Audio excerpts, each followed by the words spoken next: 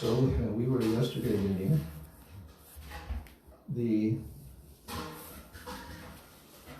24 Ghats. And we read, first of all, half of them, the 12 that are in the southern direction, on the bank of the Yamuna there, in Mathura. And something surprising, I somehow didn't remember this, but on the 12th Ghat, which is called Bodhi Tirtha, at Bodhi Tirtha, Lord Buddha gives the right understanding, the Bodha, the correct understanding of the living entity's inherent nature, namely devotion to the Supreme Lord. So there, Lord Buddha is teaching the correct understanding, the Vaishnava Siddhanta. So therefore, this place is called Bodhi Tirtha. And it is said that in Treta Yuga, and by the way, I just wanted to say that every single statement here about these 24 Ghats, and literally about everything that's in this book, is verified by Vedic verses, and there's footnotes all throughout the Brajmandala Parikrama book. So especially in regards to these, there's more than 24 verses that are quoted, but Gurudev is not quoting the verses. But what took place at these Ghats is known for, yugas, for yugas. And so here he's saying that it is said that in Treta Yuga, Ravana secretly performed austerities at Bodhitirtha, this very place. And Ravana was in the dress of a Nirvishesh Brahmagyani. We've heard before that Ravana, he was a very religious person, dharmic, but he's a demon. And in this dress, he is a Nirvishesh Brahmagyani. In Param Gurudev's book, titled The Life History of Mayavadism, and later it was edited and they gave it a title for mass distribution in the West called Beyond Nirvana. That book is written by Param Gurudev Srila Bhakti Pragyan Keshav Swami Maharaj, and he reveals in that book so much information about the history of Mayavadism, tracing it all the way back to Ravana and so forth. And he also explains in that book how there are actually two Buddhas most people don't know about. Most people just know about Buddha like nowadays. But actually there are two Buddhas, Shakya Singha Buddha and Vishnu Buddha. So what we know today is there's Nirvisheshvad, this Sunyavad, voidism, that conception of Buddhism. It came from the Shakya Singha Buddha who came after the Vishnu Buddha. Has anyone read? Gurudev refers to one Buddha who took birth later. Yeah. I forget his name. Shakya Singha Buddha, that's his name. There's other names. Yeah. Gautam. Oh, Yeah, Gautama Gautama. Buddha, yeah. Yeah. Did you read that book? The Beyond Nirvana? No, I didn't read Beyond Nirvana, but I listened to a lecture where he was referring to Yeah. Gautam Buddha, who was not the Vishnu Buddha. Right. That's right. Yeah. Anyone else read? No? Okay. Another book? I read in it. On the to be read in the near future bookshelf. So, what happened was,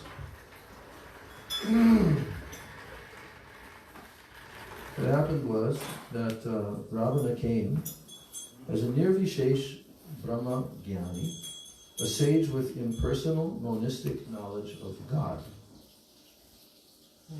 In his Lankavatara Sutra, he introduced this impersonal knowledge. So, Ravana wrote a book, Lanka Avatara Sutra. So he introduced this impersonal knowledge, also known as Bodhavad or Buddhism. So being a Brahmavadi and a Nishaktik, you know what Nishaktik is? A person who believes, like Mayavadis do, that the absolute truth, which they understand is Nirvishesha Brahma, right? But they're also called Nikshaktiks because they do not believe in the existence of Shakti, energy, right? Can you grasp that concept? That they don't believe in the conception of Shakti? That there is such a thing? Huh? Can you grasp that? I don't see how you can when everybody's saying it. Yeah, but that's, according to them, that does not exist. So what do they think everything? I'm glad you asked that question, because that's what has to be asked when we approach the topic of impersonalism and Mayavadism in particular, and also Buddhism, which is, actually Mayavadism is covered Buddhism, okay? Channa Bodha, covered Buddhism. But what they believe is not what the Vaishnavas believe and know is the absolute truth, that there is one supreme source, Bhagavan, and everything that exists is his energy. He is separate from his energy, right? Krishna is separate from, huh? Isn't there a verse explaining that there's like the sun and the rays of the sun? Yes, yeah, many. Because in the Vaishnava philosophy, there is the energy and the energetic. There is the Shakti and the Shaktiman, the source of the Shakti. But what they say is that Brahma, Sarva Kalavidam Brahma. Sarva Kalavidam Brahma. Means everything that exists is Brahma. They do not believe in the concept that there is Brahma and Brahma's energy.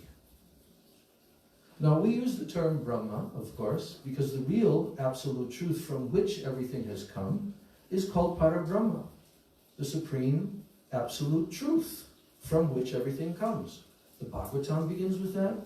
The Vedanta Sutra begins with that. There's also a statement that Brahma Satyam and Jagan Mitya. Brahma is truth, reality. What does truth mean? When we say Satya, truth, it means eternal. Eternal existence, never ever changing. Brahma Satyam. So what the Mayavadis say is that Jagan Mitya, the material world, the Jagat, the universe, is false. They say it's false. It doesn't exist.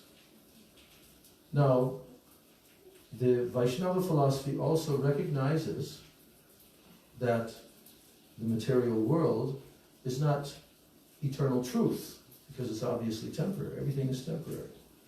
But it doesn't mean that it does not exist. Whereas they say, no, it's an illusion. It's an illusion. Everything is just illusion. That's why they're called Mayavad. Maya means illusion.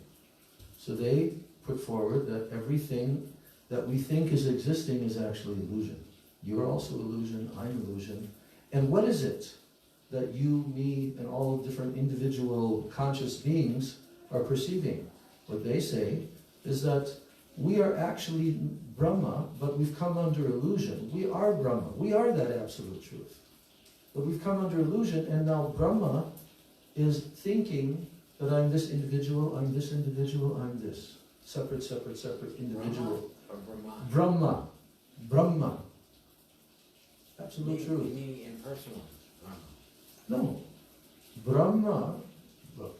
There's conception of it. Brahma, B-R-A-H-M-A. The personality. Brahma means the absolute truth from which everything has come. Brahman. Just like in the beginning of Vedanta Sutra it says what? Atato Brahma Jigyasa. Now it is time to inquire about the absolute truth, Brahma. In the Srimad Bhagavatam, Janmadyasya Yataha, right? Because that's the second aphorism of the Vedanta Sutra. After stating that now it is time to inquire about Brahma, Then the next line is Janmadi Asya Yataha, from whom everything has come. So the concept of Mayavadism is a false doctrine. But persons who become exposed to this false doctrine without proper knowledge, then they have a great, great, great misunderstanding of what the absolute truth is. And this is why Sri Chaitanya Mahaprabhu performed the pastimes of converting the greatest scholars in all of India from this Mayavad misunderstanding. And they all surrendered to him. So, anyway, that's just a little touching upon this subject matter, but it's interesting to see that this Ravana, who performed austerities at Bodhitirtha as a Nirvishesh Brahmagyani, a sage with impersonal monistic knowledge of God, in his Lanka Avatara Sutra, he himself has written, he introduced this impersonal knowledge, also known as Bodhavad or Buddhism. So being a Brahmavadi and a Nikshaktik, what's Nikshakti? Without Shakti. Yeah, believing that the absolute truth has no Shakti. So, with this understanding, he wanted to kidnap the wife of Lord Ramachandra, Sita Devi. In other words, he wanted to possess the potency, the Shakti of the possessor of all powers, Sarva Shaktiman. But Sri Ramchandra killed this Nirvishesh Brahmavadi along with his dynasty. Now, simply by bathing at Bodhitirtha, a man can easily deliver his forefathers and proceed to Pitriloka, the planet of the forefathers. Fortunate souls reach the abode of the Supreme Lord by bathing here in the Yamuna. One time, actually it was my first parikrama in 1994 with Gurudev, and I had read this Mathura Mahatmya, written by Rupa Goswami, and it was translated by ISKCON devotees, and it was a very proper translation. There was the whole list. In the Mathura Mahatmya is this long list of all the benedictions that someone attains by performing Mathura Mandala Parikrama, which also means Braj Mandala Parikrama. So I was quite awestruck by this list. And then I approached Gurudev and I told him, oh, Shri Gurudev, I was reading this Mathura Mahatmya. There are so many benedictions given there for anyone who comes on the parikrama, anyone who walks with their feet, anyone who sleeps in the dham, anyone who... So many different benedictions. And then Gurudev commented, he said, all of these kind of benedictions are to attract the karmakandis and the demigod worshippers and so forth to the path of bhakti. It's true that they can gain these benedictions. He said, but we are not interested in those benedictions. We are not performing Braj Mandala Parikrama to attain those benedictions. What are we performing for? We want to attain bhakti. Our whole objective is more bhakti, leading to praying. So now we're at the, I reread, there's a 24 ghats, right? Yeah, so this is the 13th ghat, called Nava Tirtha. The 12 following ghats, numbered 13 to 24, lie south. Oh, the ones we just read were the ones lying north of Vishram Ghat. Navatirtha is situated north of the famous Asikunda, or Askunda Ghat, which lies near Vishram Ghat. All the sins of those who bathe in Asikunda are destroyed, whether they are sins of body, mind, or words. And by taking bath at Navatirtha, one's bhakti develops to newer and higher stages. There is no sacred place greater than this, nor will there ever be. So, like I said, each and every statement, there's a footnote and it shows you the actual shloka from the Shastras that says exactly what is being said. Then the next one is called Samyamana Tirtha, number 14. The present name of this place is Swami Ghat. Some say that Maharaj Vasudev crossed the Yamuna from here, carrying the newborn baby Krishna in his arms. One who bathes here attains the abode of the Supreme Lord. Number 15. Dara Patana Tirtha. A person who bathes at Dara Patana Tirtha enjoys all kinds of pleasures and is easily elevated to Swarga, the heavenly planets. And one who leaves his body here goes to the abode of Bhagavan. Seems like most all of these different ghats, the main benediction is to attain the Supreme Lord's abode and to attain praying. Number 16, Nagatirtha. Nagatirtha is best among the best of sacred places. By bathing here, one does not return to the material world. Bhagavan Shesha, that means Anantadev, is always present here to protect the Dham. That's why it's called Naga Tirtha. When Sri Vasudeva Maharaj carried newborn baby Krishna across the Yamuna, Anantadev shielded both of them from the pouring rain by spreading his unlimited hoods like an umbrella. Have we seen those paintings? Yes. 17. Ganta Baranakatirtha. One who bathes at Ganta Baranakatirtha is relieved from all kinds of sins, and he proceeds to Suryaloka. Number 18. Brahma Tirtha. Lord Brahma, the grandfather of the universe, is present at Brahma Tirtha, and he worships the Supreme Lord here.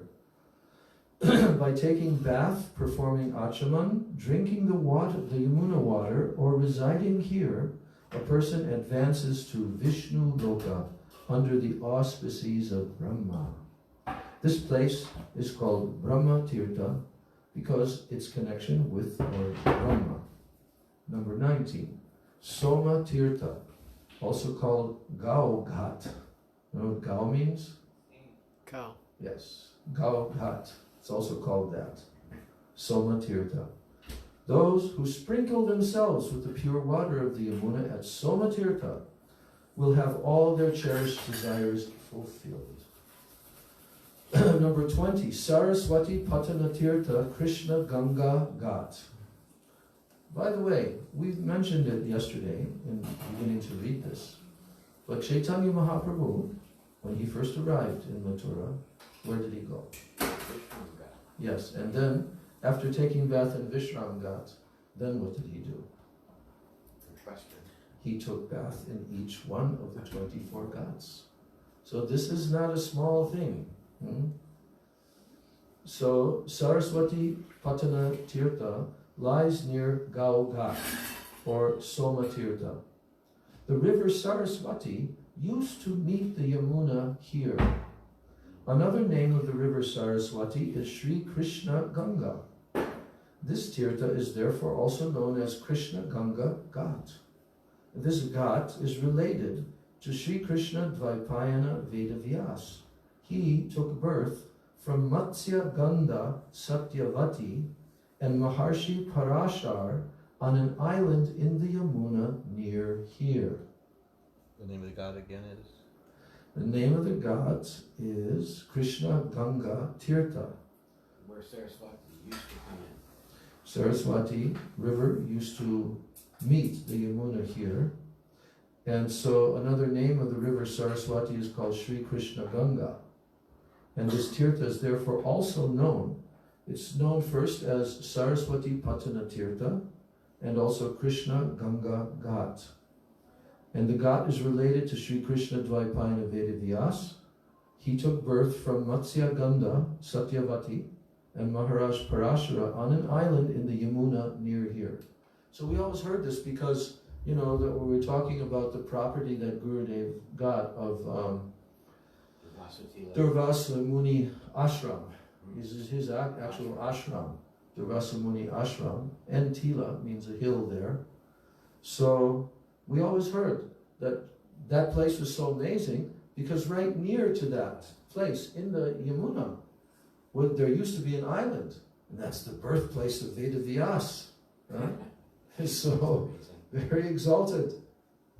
Now some say that Sri Vyasadeva composed Srimad Bhagavatam here, at this ghat.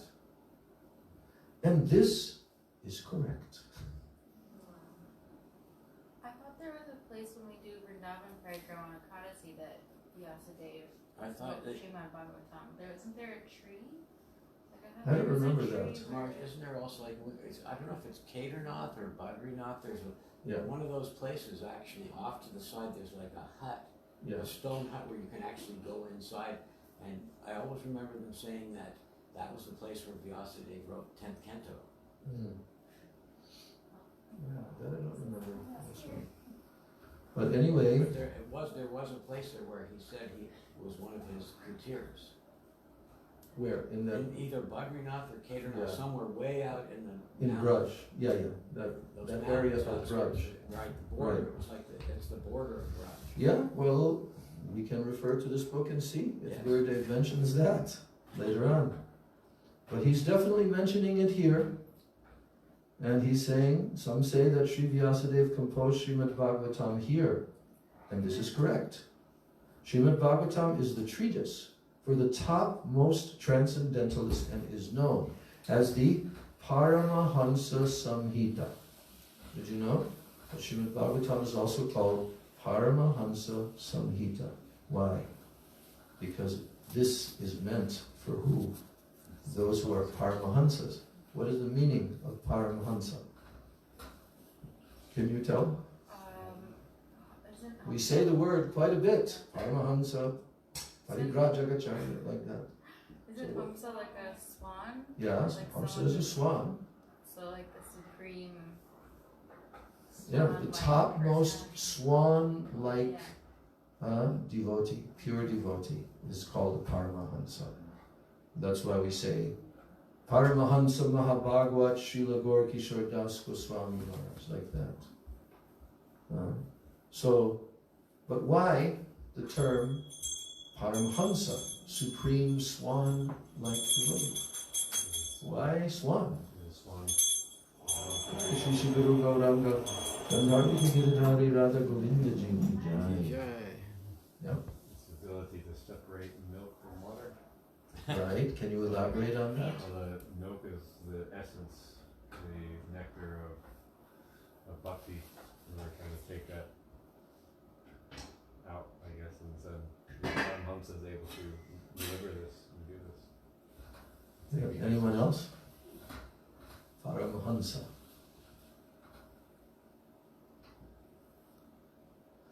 Yeah, a hansa, a swan, as you just told, it has the ability to give a mixture of water and milk in a glass.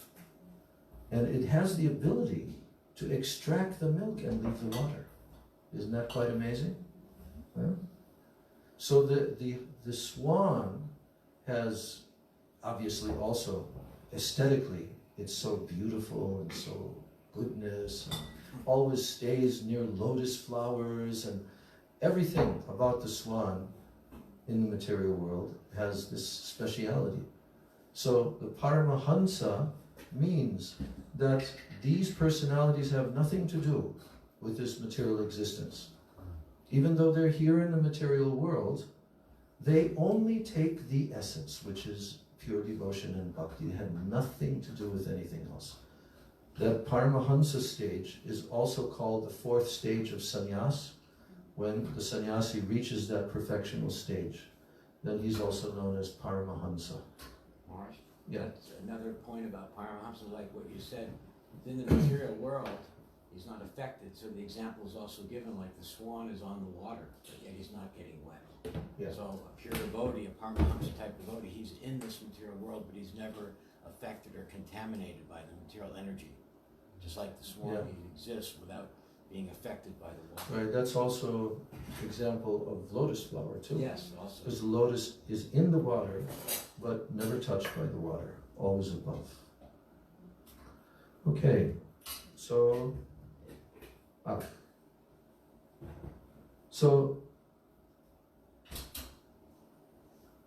Vedavyas took instruction from Devarshi Narad, and through his practice of bhakti yoga, he saw the absolute truth, Sri Krishna, and all his pastimes in Braj, Mathura, and Dwarka. How else could he have had darshan of Sri Krishna and described the sweetest of his sweetest pastimes without having performed worship in Brajadam, the sweetest of all sacred abodes? This is the opinion of learned devotees who are able to extract the essence of Scripture. One who bathes here is relieved from all types of sins and attains love of God. Even people of low caste become Paramahamsas, or the best of devotees, by bathing here. So now we're on 21, number 21, Chakra Tirtha. Want to make a guess about this one? Why Chakra? Yes. Was there some particular thing that happened? That's when they, when Ambarish Maharaj. Yes. And Durvasa Rishi. Right, right. So Chakra Tirtha is famous throughout all Mathura Mandala. It is near Ambarish Tila, the place of Maharaj Ambarish, where he worshipped the Supreme Lord with all the limbs of pure devotion. You know, there's a few verses. At the beginning of that chapter, Savai Mana Krishna Padara Vindayor, you know, and then there's three verses, I think, that describes how Maharaj Ambarish was such a pure devotee and how he used all of his limbs and everything he utilized in serving, in performing the 9 processes of bhakti.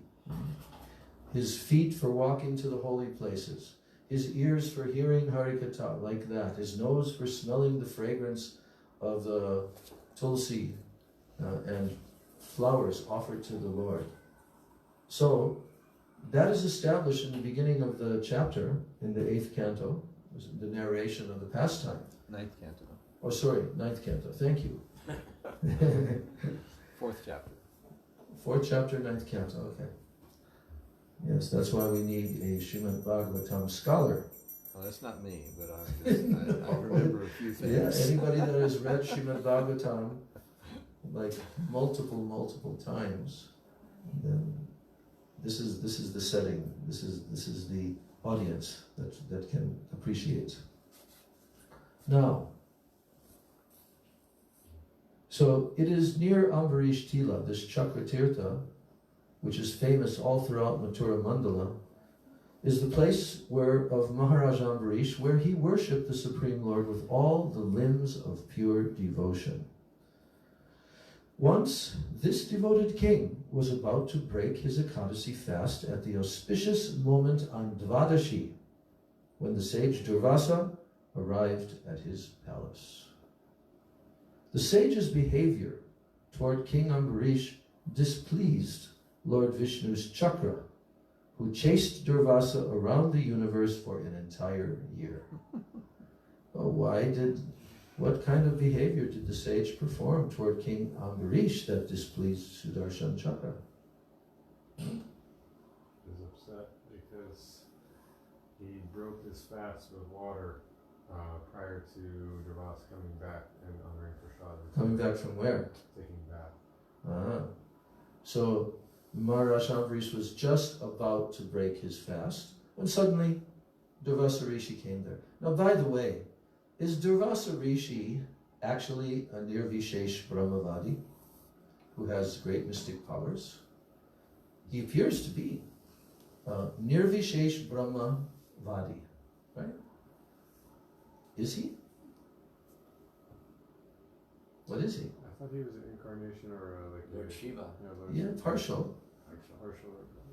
But it looks like he's a very angry sage that always appears at a specific time and causes lots of trouble. Right? He's easily angered and easily pleased. Yes. No, that's also Lord Shiva. Yeah, and Kunti also received, she received the Yeah. benediction. That pastime Yeah. in Dwarka? No, it was in Hastinapur. Hastinapur. Yeah. There, you know, in husbands. Gurudev's ashram, there's diorama exhibitions of the pastimes. Right. That's one of them where she's like, and if you know the pastime, you can tell that now because I can't remember the details of that one. But she's like pulling a chariot, kind of like a horse is. That's Rukmini. Oh, that's Rukmini. That's Rukmini. That was also with Durvasa. Yeah, that's what Durvasa. When Durvasa comes Okay. to. Tell the story. So we all know Durvasa is, giving great benedictions, but also causing lots of trouble and mischief. Yeah. So one time he came to Dwarka, and he wanted to test, Lord Krishna's, tolerance and humility.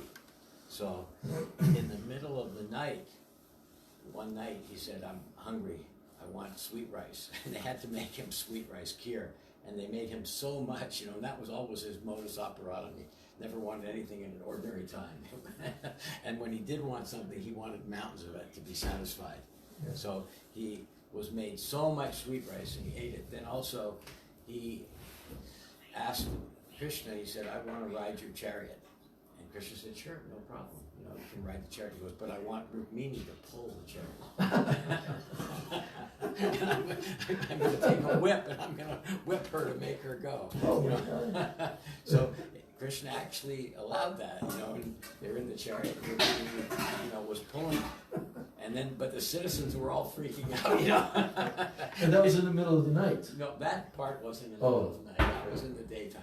But the citizens became very disturbed. They were all wondering, "Krishna, how can you let this personality do all this?" Right. But anyway, Durvasa was so pleased with Krishna's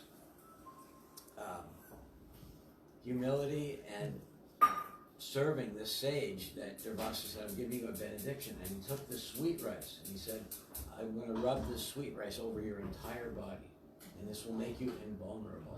And he took the sweet rice and he rubbed it all over Krishna's body. He was about to do his feet, and then actually Rukmini stopped him. Said, "No, you shouldn't do his feet." And that's the pastime. And then we all know in the future, how was it that Krishna, he decided to leave this world. Kind of like the Gandhari pastime. Yeah. That she gazed at Duryodhana, but he had covered himself. That part of his body was not invulnerable. Was not invulnerable. Yes. In the same way, Krishna, by Right. Durvasa, he Yes. was smeared with the sweet rice, and Yes. his body became impenetrable, that he couldn't be killed by it. But his feet were left unprotected. And it just happened that there came a hunter. The hunter. Krishna was laying down and he shot an arrow and he saw Krishna's pink foot. Right. And the arrow entered Krishna's foot, and Krishna took that opportunity to leave this world. And there's another very special part of this pastime. Who knows what arrowhead was on the tip of that arrow? Oh yeah. The hunter was. No. What came out of the Stomach of Samba. Samba, Yes. and it was like a big Iron. iron. It was his baby. Right. Because they were mocking the sages by playing that, "Oh, he's pregnant." Then the sages at that time cursed. And that was So- Durvasa also. And then someone Was told Durvasa? Yes. that was Durvasa. Yes. What? Pretty. What? No, maybe not. No. Maybe I don't not. know. No, but the Brahmins They were. were very elevated.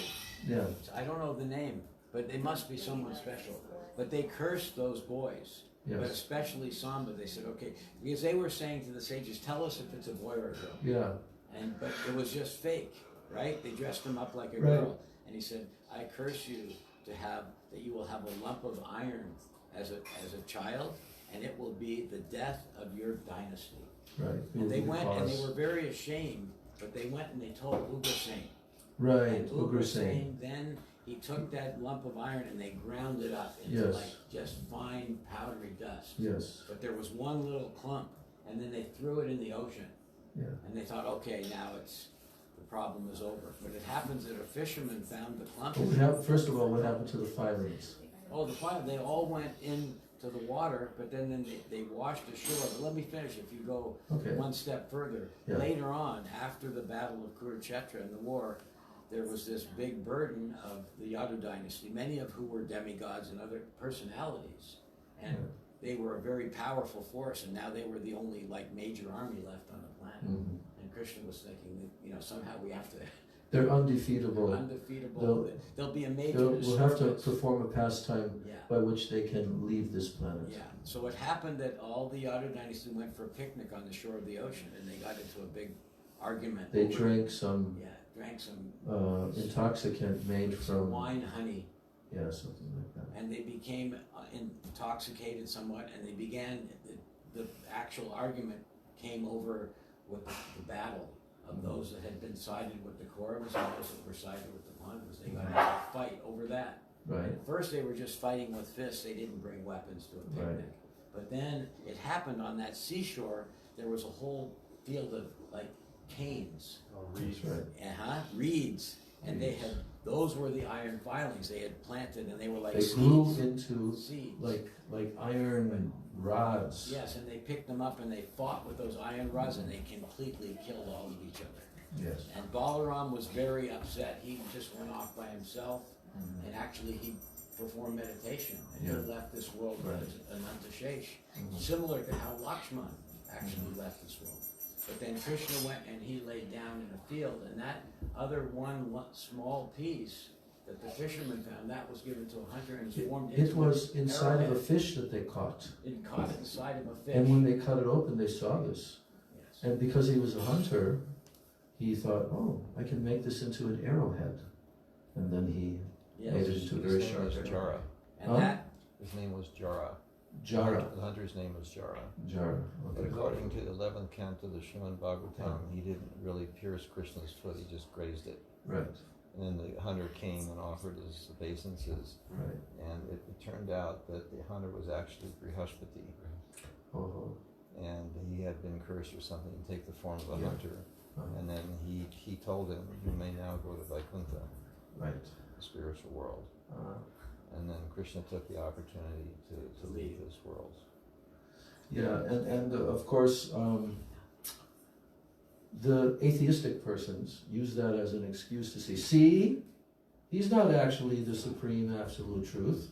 He died from a hunter's arrow. But obviously it was just a external show, like a drama. like a drama, Yeah, to give them and to give them an opportunity to disbelieve that he's the Supreme Yes. Lord, right? As Prabhupada said, you mentioned it the other night, or maybe Vaikuntha Maharaj mentioned it, how at the time that when Krishna was on the planet, nobody really understood that he was Yeah. God. And Prabhupada, I heard Only said something few. like, I heard 125. For some Okay. reason, I heard that number at one Mhm. point. But that, compared to a whole planet, that's Yeah. very small, Yeah. small, few number. Right. But that pastime of Krishna leaving and this pastime of all of the inhabitants of the Yadu dynasty vanishing, this is very, like, to some people might seem very disturbing. And Gurudev told us actually in the Parikram book, he told this The pastime. story of the magician. The story of the Yeah. magicians. Does everyone know that story? Actually, You know there's it? two different I've heard it, magician I don't remember. stories, but that one. You want to tell them? No, you tell. So once there was a very famous magician family, Yeah. husband, wife, and 2 sons, Right. and they went to perform at the court of a very, prestigious king. Mhm. And they went up and they did so many magic tricks. And by the way, that story is a true story, which Vishwanath Chakravarti Thakur is telling from his time period. Oh, really? So it's not like way ancient times. Okay. Yeah. Thank you. That's good to know. Mm-hmm. So he, anyone who's seen a magic trick, we know that there's some kind of sleight of hand. We don't know exactly what it is. We had that one magician, that devotee from Australia, that used to come and do the $100 bill thing. With Gurudev everywhere he would go, Gurudev would have him do that trick. and he would turn a $1 bill into a $100 bill and then give it to Gurudev. But so we know, you can imagine magicians on the level. Dr. T, we called him. Remember? Dr. T. Dr. T. Yeah, Dr. T. The magic. Tamal Krishna actually was initiated him. Yeah, Dr. T. So this magician, they were so good, it was amazing, and it appeared like they had finished their show. And they came up onto the stage, and they were given by the king and the queen this incredibly beautiful jewel necklace. I think it was pearl necklace. Pearl necklace. Yeah, very, very expensive. Very expensive, very magnificent. And the two boys got it, they began to argue and fight over it, as boys will do. And in the process of arguing and fighting about it, they actually killed each other. They had swords. Swords, actually, as part of the night, like, they actually killed each other on stage. And people in the crowd were like, oh my God, this is, who can imagine? Yeah, the king and the queen were in the audience. Yeah. They were watching the whole thing. And the parents were so distraught, they actually killed themselves. Yeah. They committed suicide right on stage. And it's like everybody was totally shell-shocked. No one had ever seen or imagined anything like this. And I guess they had closed the curtain and pulled them off the stage. They cleaned everything up, and then the whole kingdom was completely in shock. Yeah, it's like, who could even imagine, but you don't want to think of it like this, but if just imagine two greater family of personalities in this country, and you were all watching it on TV, and you saw them die, in some horrific, unbelievable way. Right. And then it was in the newspaper. They died. All these people died, and everybody's mourning them. Right. How horrible this was. So that's what happened. So some time went by. Some time went by. A couple by. weeks or something. Wait, cliffhanger or what's happening? What's the story? A few weeks went by, and all of a sudden a letter came to the king. Yes. And he opened the letter, and it said, "You have remunerated us for our first act, but the second act, you didn't give us anything. We haven't been paid." What was the first act? It was their act up on the stage and everything, where they got the pearl necklace. But then they said, but you have not given us any remuneration for our second act, which was that. How they had created the illusion that they killed themselves, And then they said, we are situated in such and such a village, and you can come and remunerate us there. And they all came there, the king and everyone, and there they were. Yeah, they had to see that they were alive. They had to see that they were alive. It could have been a trick, like someone could have been tricking them, saying, okay, now we want our money. But they went and they saw him and they paid him, they're very happy. So the reason Gurudev tells this story is that we shouldn't think that the whole Yadu dynasty, that they killed themselves, or that Krishna was killed. It was just an illusion. Krishna's way of leaving. And his way of sending everybody home. All those warrior people came to help him fight. And now it was time for them to leave. And Krishna also had to have his exit plan, but because people wouldn't believe, it was better that they saw that, the average person. Yeah. And the second example, the second magician example, there's another magician. He has like a typical, Hindu Indian name, HG something, whatever. And he's very, very famous. And this took place. Also present somewhere? Yeah, in Calcutta. In Calcutta. And so he was very famous, and there was a huge audience that came, and it was advertised that the whole thing would start at 5 p.m. Right? Oh, I've heard this. Yeah. I've heard it. It's very good. At 5 Continue. p.m. Continue. Yeah. It's a good And one. so, all the whole audience is there, and nothing's happening. And then 15 minutes goes by, and everybody's like, what's going on? And then a half an hour goes by, and everybody's like riled up. What is this?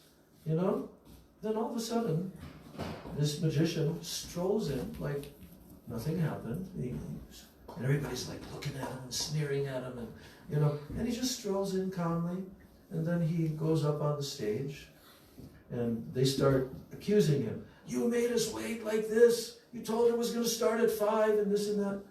And then he says to all of the people in the audience, can you please now look at your watches? They all look at their watches. It's 5 o'clock. So Vishwanath Chakravarti Thakur gave these examples that even in ordinary magicians of this world, they can create such realistic illusions, And so, in this case, about the Yadu dynasty's disappearance, that's all to show that by the illusory energy of the Lord and by Yoga Maya, these apparent killing and drama took place like that. Okay, so this Maharaj Ambarish, he was just about to break the fast.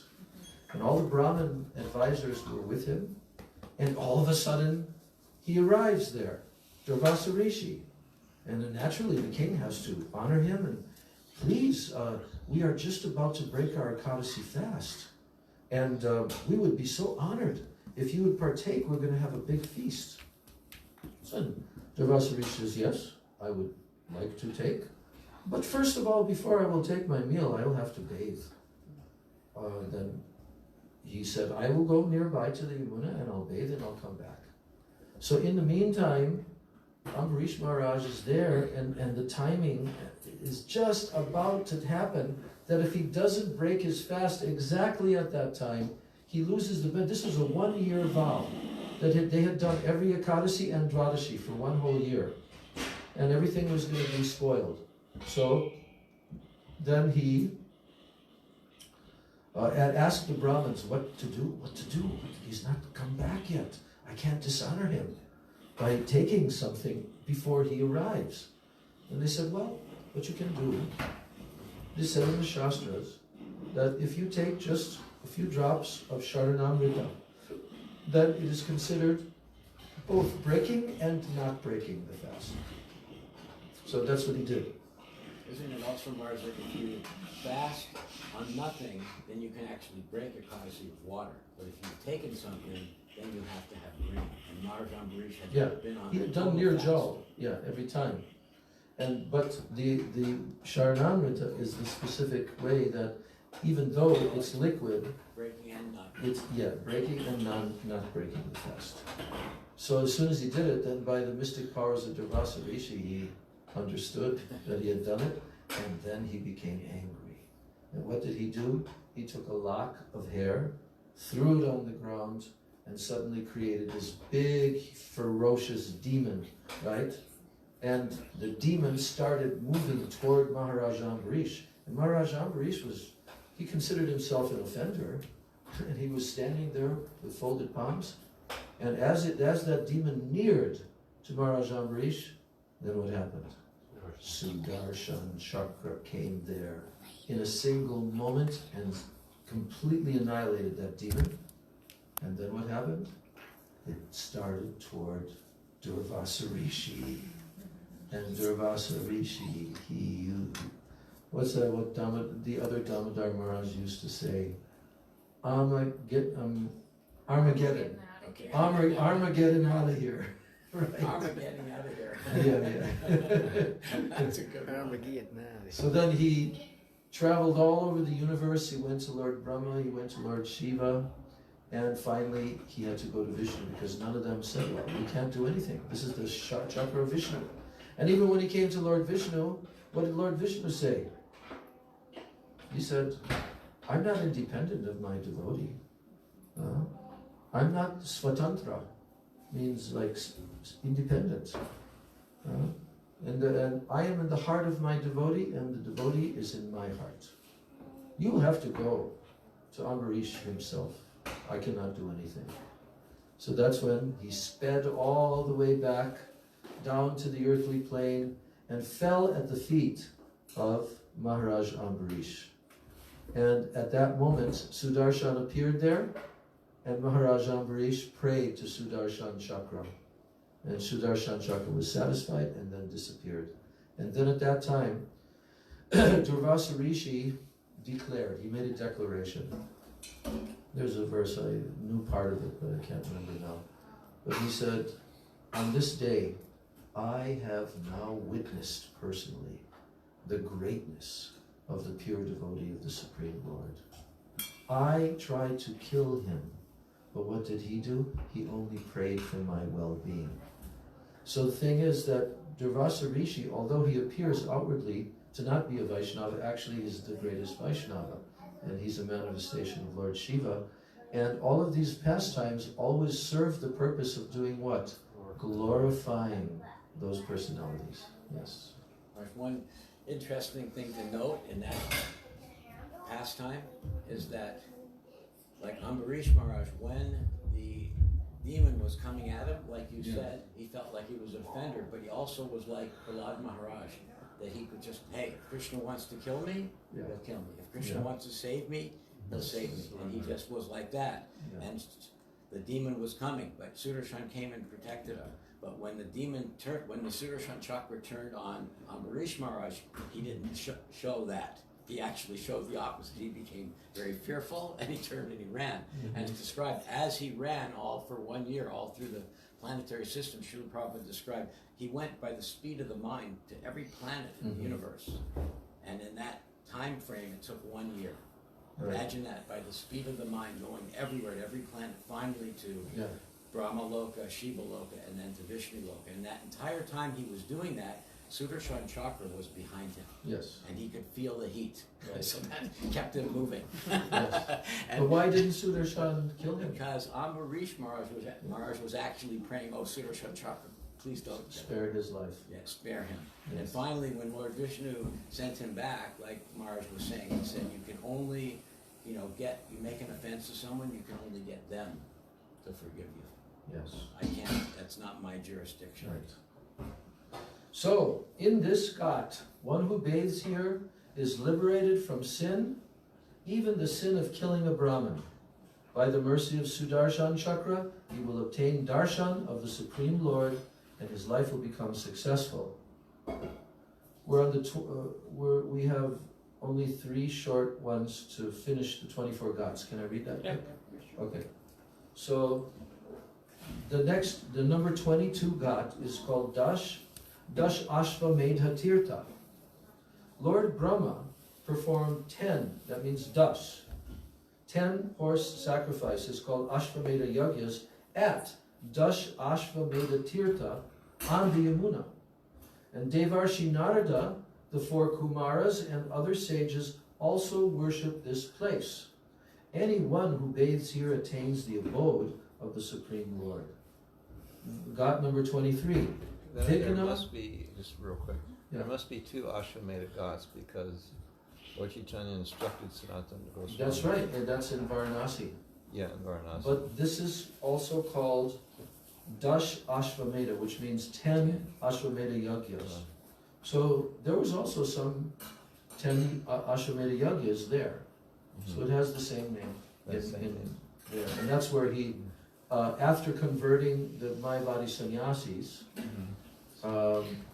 then Mahaprabhu had Maha Sankirtan there at Dashashvamedha Ghat, and they danced in his kirtan.